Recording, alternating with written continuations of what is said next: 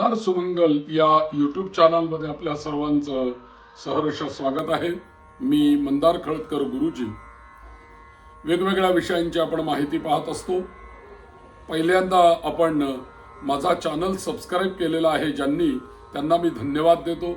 असेच माझ्या या चॅनलला जोडलेले रहा, व्हिडिओ पाहत रहा, ऐकत रहा आणि व्हिडिओ आवडले तर जरूर लाईक करा आणि आपल्या परिवारामध्ये शेअर करा आणि या व्हिडिओ खाली कॉमेंटही करा। आपल्याकडून या व्हिडिओंना आणि माझ्या चॅनलला नक्की पुष्टी मिळेल। आपण आज माहिती पाहणार आहोत रुद्र म्हणजे काय, रुद्राचा अर्थ काय, रुद्र पाठ म्हणजे काय आणि त्याचं फल काय याचा आपण थोडासा विचार करूया।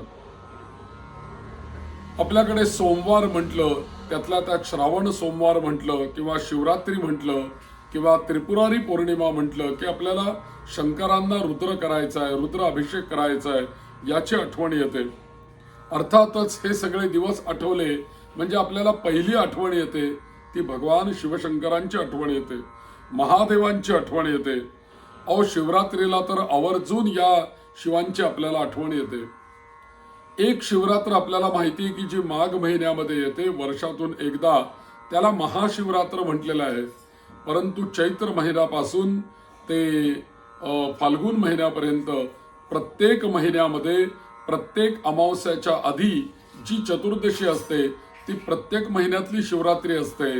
प्रत्येक महिन्यामध्ये प्रदोष येतात आणि माघ महिन्यामध्ये येते ती महाशिवरात्र येते। तर अशा शिवरात्रीला नक्कीच आपल्याला या शंकरांची आठवण होते, त्यांचं दर्शन घेण्याची इच्छा होते, त्यांना अभिषेक करण्याची इच्छा होते आणि हे सगळं जे काही आहेत ते आपल्या भाविकतेला व्यक्त करणाऱ्या गोष्टी आहेत। असा कोणी भाविक नाही की जो शिवरात्रीला शंकरांना नमस्कार करत नाही किंवा शंकरांना प्रदक्षिणा घालत नाही, बेल वाहत नाही, असे दुर्मिळच आहेत। सर्व भाविक हे सगळे करतच असतात। पण या सगळ्या शिव उपासनेमध्ये सर्वात जो प्रथम क्रमांक लागतो तो प्रथम क्रमांक हा रुद्राचा आहे। अनेक वर्षापासून आपल्याला रुद्र रुद्र असं ऐकण्याची सवय झालेली आहे आणि महाशिवरात्रीला श्रावणी सोमवारी रुद्र पाठ करायचा आहे किंवा रुद्र आमच्या घरी केला जातो असं सांगणारी बरीच माणसं आपल्याला भेटतात।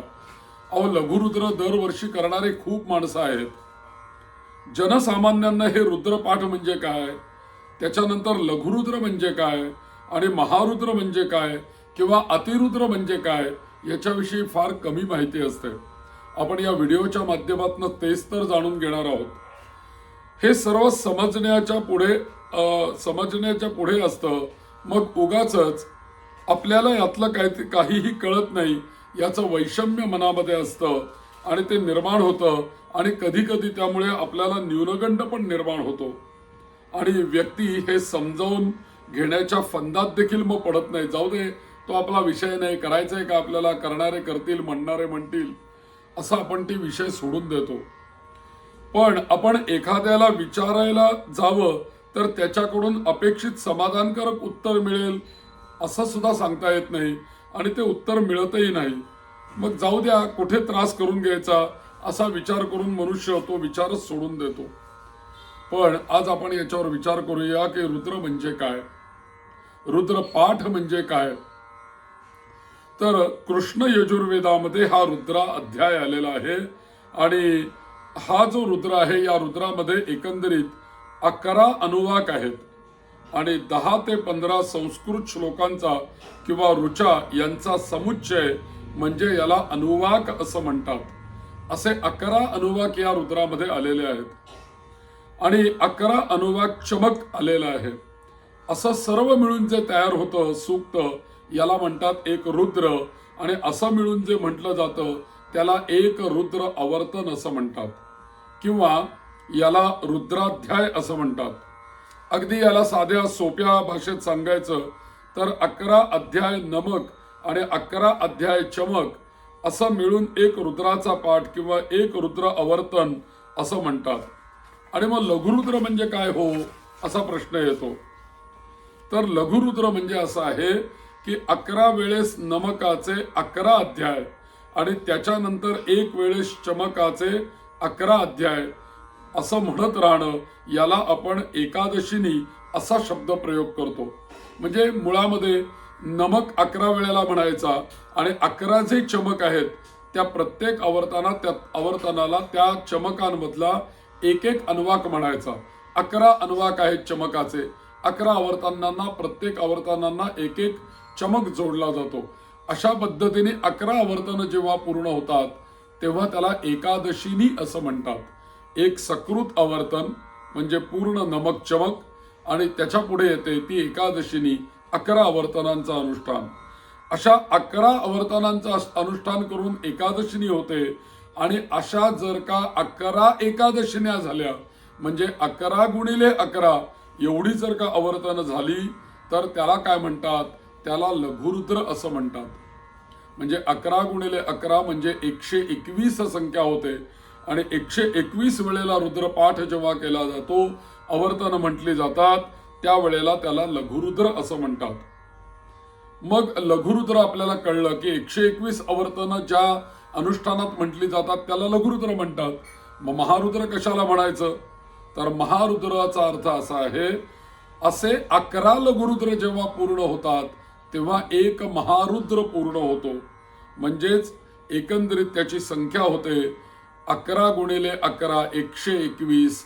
121 गुणिले 11 म्हणजे 1331 वेळेला रुद्र म्हटला जातो. आणि 1331 वेळेला ज्या वेळेला रुद्र होतो त्यावेळेला तो महारुद्र म्हटला जातो. आणि महारुद्र जेव्हा परिपूर्ण होतो तेव्हा 1331 आवर्तनं त्यामध्ये म्हटली जातात. आता हा लघुरुद्र एका दिवसामध्ये 11 गुरुजी सांगून पण केला जातो. म्हणजे काय होतं की 11 गुरुजी एकत्र येतात, 11 वेळेला रुद्र म्हणतात, म्हणजेच ते गणित 11 गुणिले 11 121 संख्या पूर्ण होऊन जाते. समजा आपल्या घरी एकच गुरुजी अभिषेकाला आले आणि एकादशीनी म्हणायचे तर एकटेच गुरुजी बसून 11 आवर्तन म्हणतात, एकादशीनी पूर्ण होते. मात्र ज्या वेळेला महारुद्र अनुष्ठान असतं त्यावेळेला 1331 आवर्तन आपल्याला पूर्ण करावी लागतात. मग तो जर का महारुद्र एका दिवसात करायचा असेल तर आपल्याला 35 तरी कमीत कमी ब्रह्मवृंद सांगावे लागतात. आणि मग जवळजवळ 4 एकादशण्या ज्या वेळेला म्हटल्या जातात त्यावेळेला एका दिवसामध्ये काही तासांमध्ये ही महारुद्राची संख्या पूर्ण होते. कधी कधी एवढे ब्राह्मण मिळत नाहीत, मग 2 दिवसामध्ये 3 दिवसामध्ये 18, 17, 15, 20 असे जे काही ब्राह्मण मिळतील त्याप्रमाणे ती संख्या 3 दिवसामध्ये पूर्ण केली जाते. ज्या वेळेला संख्यात्मक अनुष्ठान पूर्ण होतं त्यावेळेला त्याच्या दशांश हवन करायला पाहिजे. हवन करण्याची परंपरा आहे. म्हणून जेव्हा आपण 11 आवर्तन म्हणतो त्यावेळेला एका रुद्राच्या आवर्तनाचं हवन करायचं. ज्या वेळेला आपण 121 आवर्तन म्हणतो त्यावेळेला 11 रुद्रांचं हवन करायचं. आणि ज्या वेळेला आपण 1331 आवर्तन म्हणतो त्यावेळेला आपण लघुरुद्र संख्येनी म्हणजे 121 आवर्तनांचं आपण हवन करावं असंही सांगितलेलं आहे. ज्यांना शक्य आहे ती मंडळी करत असतात.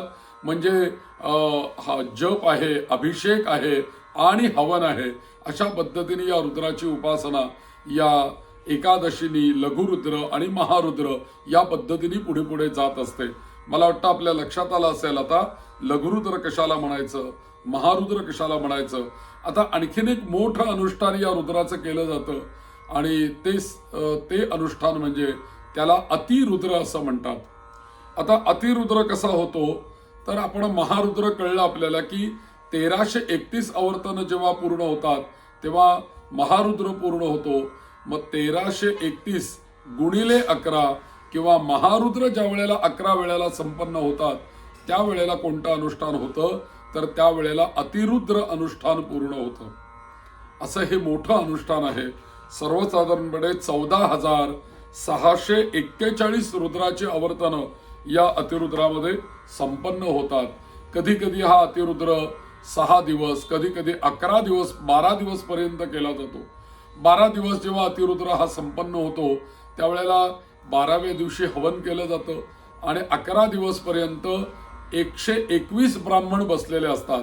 आणि 121 ब्राह्मण बसलेले असताना ते रोज सावकाशपणे 11 आवर्तन म्हणतात. म्हणजे रोज 1331 आवर्तन पूर्ण होतात. रोज 1331 आवर्तन अशी 11 दिवस जेव्हा पूर्ण होतात तेव्हा ही अतिरुद्राची संख्या पूर्ण होते आणि मग 12व्या दिवशी त्या अतिरुद्राची पूर्ण झालेल्या संख्येला भागिले 10 करून आपण महारुद्र संख्येने त्याचा आपण हवन करतो. म्हणजे 1331 आवर्तनांचं तिथे हवन पूर्ण होतं. अशा पद्धतीने हे अनुष्ठान केलं जातं.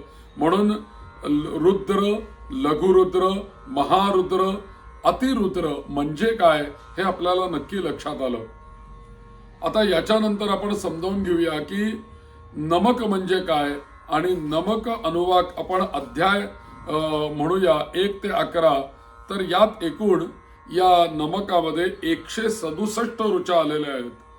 याचा अर्थ असा आहे की अनुवाकामध्ये साधारणपणे 15 ते 17 ऋचा प्रत्येक अनुवाकामध्ये आलेल्या आहेत किंवा 15 ते 17 मंत्र अनुवाकामध्ये आलेले आहेत.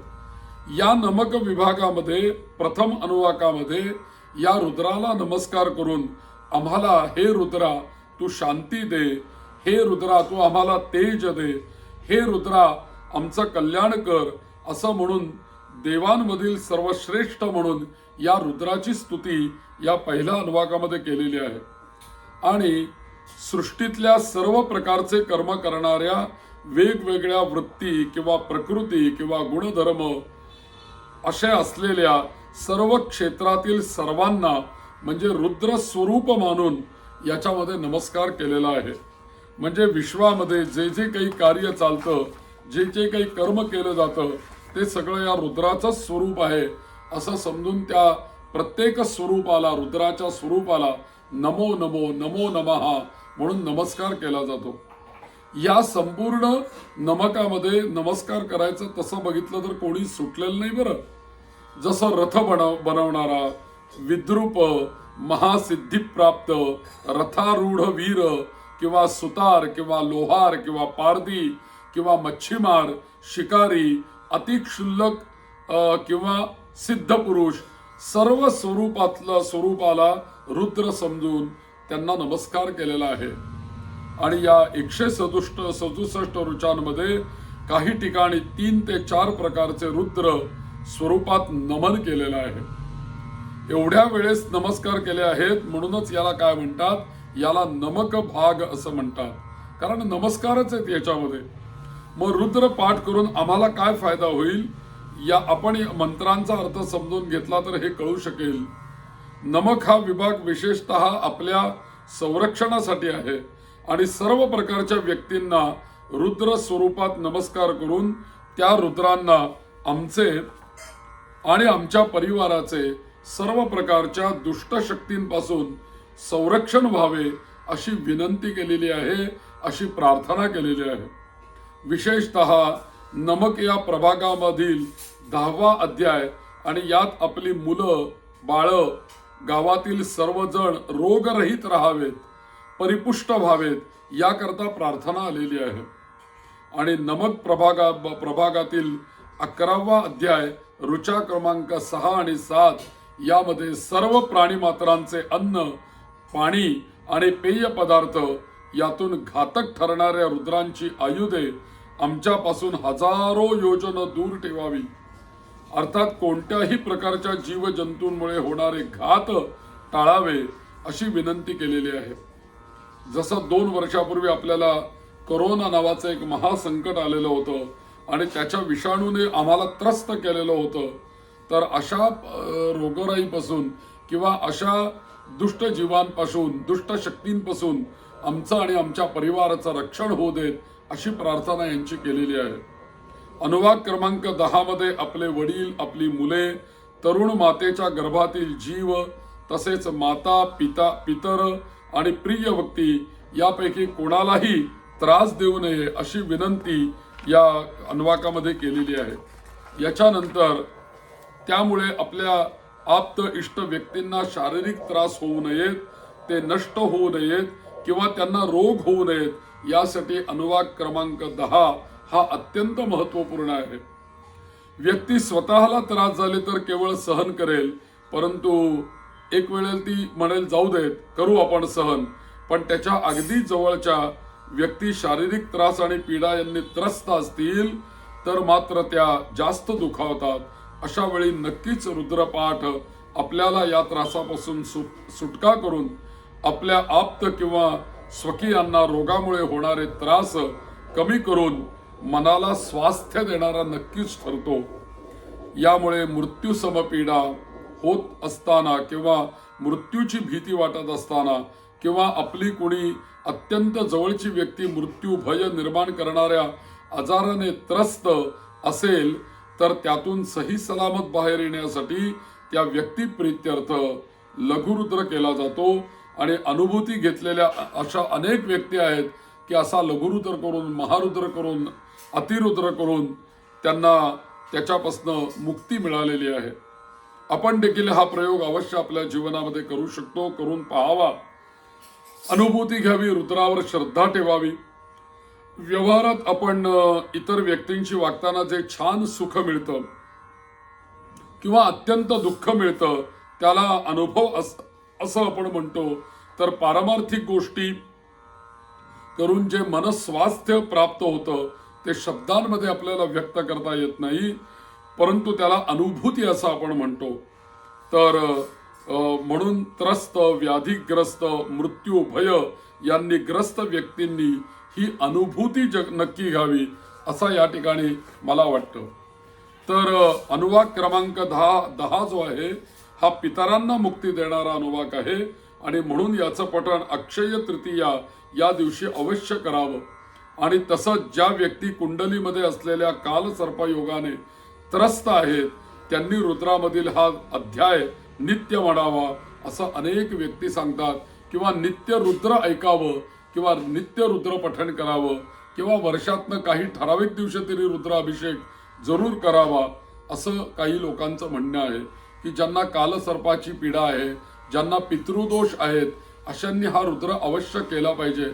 आणि नवे तर आपल्याकडे परंपराच अशी आहे की प्रत्येकाला दैवत देत असताना कुलदैवत या रूपाने शंकरांनाच कुलदैवत आपल्याला सांगितलेलं आहे. म्हणजे अनेक लोकांची देवता व्याडेश्वर, वेळणेश्वर अशी कुलदैवता आहे किंवा खंडोबा आहे, ज्योतिबा आहे, हे सगळे शंकर आहेत, सगळे महादेव आहेत. म्हणून जेव्हा आपण रुद्र आपल्या घरामध्ये करतो तेव्हा आपल्याच कुलदेवाची आपल्यावरती कृपा होते आणि आपल्या अनेक मनोकामना त्या देवाकडून पूर्ण होतात असा विश्वास आणि अशी श्रद्धा असेल तर नक्कीच आपल्याला अनुभूती येते. म्हणून आपल्या जीवनामध्ये पितृदोष कोणाला नाही आहेत, सगळ्यांना आहेत. त्याच्यावर रुद्र हा एकमेव उपाय आहे. नक्षत्र दोष, त्याच्यानंतर या सगळ्या रुद्रांना नमस्कार करणं म्हणजे या सर्व गोष्टींकडनं मला कधीही उपद्रव होऊ नये अशी प्रार्थनाही त्याच्यामध्ये आपल्याला दिसून येते. असा हा भाग रुद्राचा सांगितलेला आहे. आणि चमक म्हणजे काय तर साधारणपणे आपण उपासनेसाठी याचा वापर करतो.